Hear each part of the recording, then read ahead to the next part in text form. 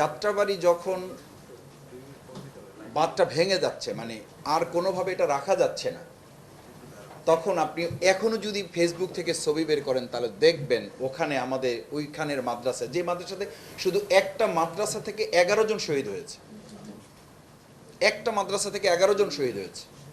এবং ওই সময়ের ছবি দেখলে দেখবেন যে টুপি পরাওয়ালা লোকেরা ওই যাত্রাবাড়ি জায়গাটাকে ব্যারিকেড দিয়ে তখন ওখানে বিজয় ঘোষণা করেছে। অথচ আজকে আমরা শুনি যে ওখানে কেউ 1 ঘন্টা অবস্থান করে, আধা ঘন্টা অবস্থান করে লিড দিয়ে ওখান থেকে নাকি বিজয় ঘোষণা করে দেওয়া হয়েছে।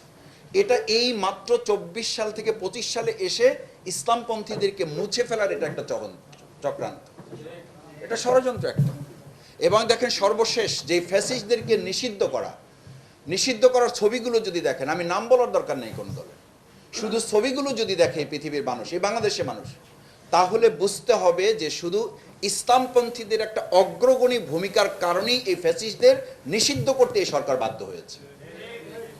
এবং বলা হয়েছিল যে জুমার নামাজের পর, তা জুমার নামাজের পর কারা আসছে? সুতরাং আমাদেরকে যদি এখন কেউ জিজ্ঞেস করে যে ভাই আমরা পারবো কিনা, আমরা বলবো যে পারবো না, আমরা পেরেছি, আমরা প্রমাণ করতে পেরেছি। সুতরাং এখন আপনারা যদি আমাদেরকে সুযোগ দেন সেই সুযোগটা কাজে লাগাবো। দ্বিতীয় কথা হচ্ছে, সেই সুযোগটা কাজে লাগানোর ক্ষেত্রে একটা অংশ আছে, এটা আমি আপনাদের প্রতি একটা আহ্বান রাখবো।